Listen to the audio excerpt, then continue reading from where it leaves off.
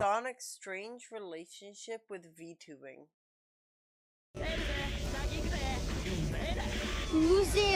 What's popping my pimples? Welcome back to Wallace and Probit. Vtubers, and by extension, Vtubing, is an industry I've followed quite closely throughout its nearly 10 years of existence. In fact, a lot of you first came across my channel when I was a Vtuber, and throughout my time in the scene, if there's been one presence that's shown up time and time again, it's been the Blue Hedgehog himself. From Sega's adoption of the medium for their YouTube channel, to collaborating with the scene's biggest agencies and creators, Sonic has become pretty intertwined with Vtubing as a whole, and I'd like to talk about that in this video here. But before I do, in case you haven't already, make sure to subscribe to the channel for more Sonic content like this. So, a little history lesson, because it's necessary for understanding these Sonic crossovers to begin with. VTubers are content creators who use virtual avatars with real-time motion capture to track their movements and facial expressions. Nowadays, most VTubers use the same technology as those 3D emojis on the iPhone, but at the start, it was a very expensive field to get into. Case in point, the godmother of VTubing turned Fortnite skin, Kazuna AI, who had an entire production studio behind her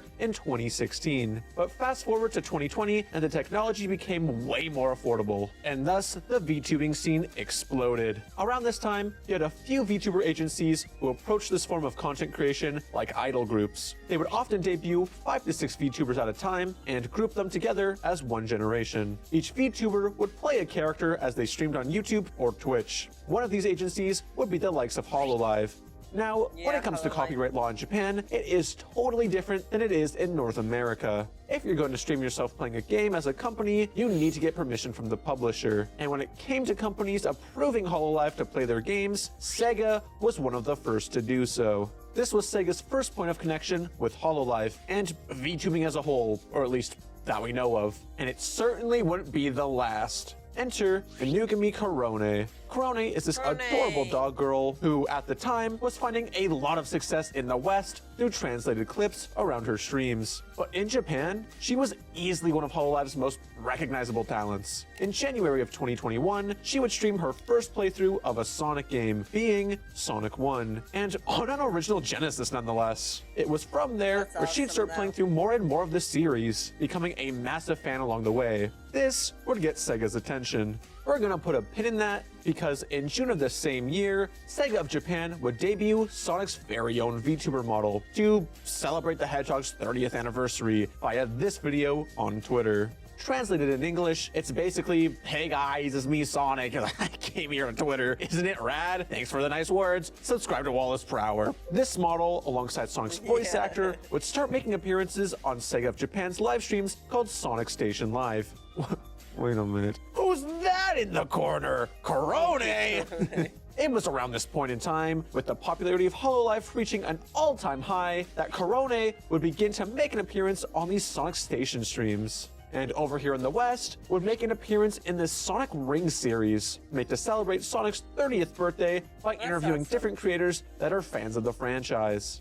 It was also around this point in time that Sega of America would begin a series known as TalesTube. Using those VTuber models from the Japanese side, the American social media team would create a web series of sorts hosted by Tails about all things Sonic. As time went on, more Sonic characters would get their very own VTuber models, including the likes of Knuckles, Amy, Shadow, Rouge, Jet, Tangle, Whisper, Cream, Orbot, and probably the oddest of them all, Professor Victoria from the Chaotix Case Files. As many of you watching are aware, this series is still going to this day and is what most folks are familiar with when it comes to Sonic's relationship with VTubing. But the relationship between VTubers only gets stronger from here. In 2022, Korone would become an official Sonic ambassador for the brand and create the Sonic Koro 2022 collab, a year-long collaboration between Korone and Sonic that included her appearance around multiple Sonic-related events, game live streams, as well as collaborations with Sega's sound team. Alongside this reveal, Korone would get an updated VTuber model that included her rocking blue hair and green eyes, a Sonic-themed outfit, and an accompanying Knuckles plush. It was also during this announcement where it would be revealed that Korone would provide additional voices in the Japanese dub of the second Sonic movie.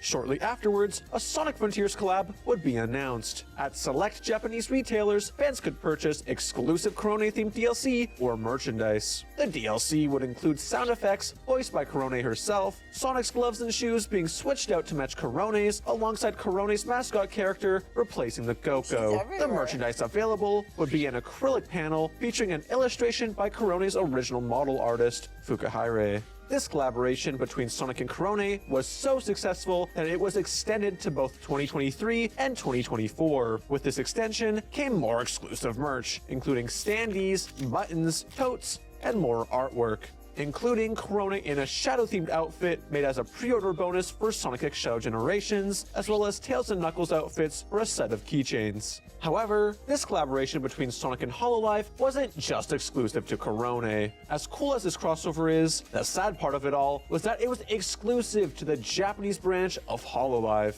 Since then, Hololive had debuted 4 generations of talent in their English branch, and at the end of 2024, they would get an entire collab of their own.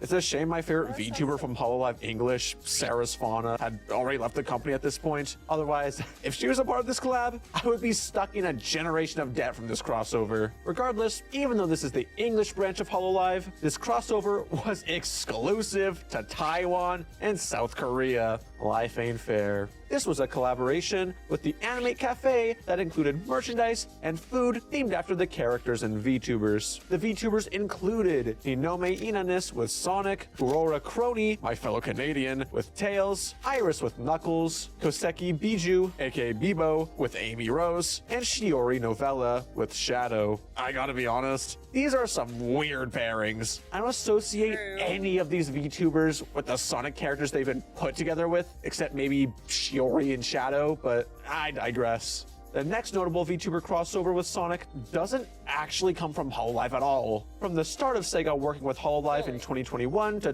2025, the VTubing scene completely changed, especially in the West. Most of the agencies outside of Hololive fell into irrelevancy or just collapsed, allowing for the rise of indie VTubers to truly shine. One of these indies is Iron Mouse. I'm aware she was a part of an agency at this point, but she's since gone independent again. Iron Mouse is to VTubing in the West as Sonic is to his franchise. They're the main characters. During Anime Expo in 2025, Mouse would hold a meet and greet at Sega's booth. Each day of the event, she would cosplay as a different Sega character, including Rise from Persona 4, the best Persona game, Hatsune Miku, cause you know, the rhythm games, and most importantly for this video, Amy Rose.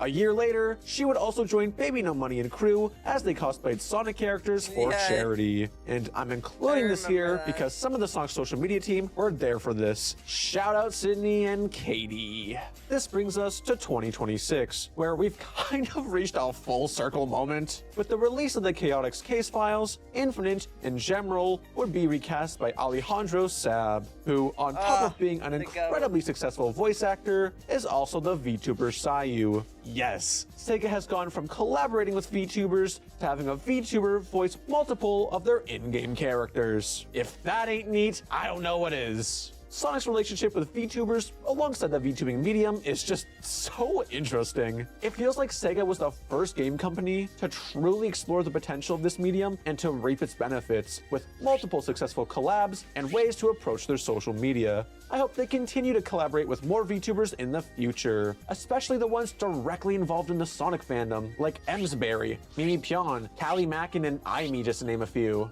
I'm aware this was more of an overview of these collabs, but I want to know, what do you think in the comments below? Do you like Sonic collaborating with VTubers? What are your thoughts on TailsTube? And how many things did I get wrong or miss in general? I'd love to know. Thanks to my patrons who make videos like this possible, and you for watching.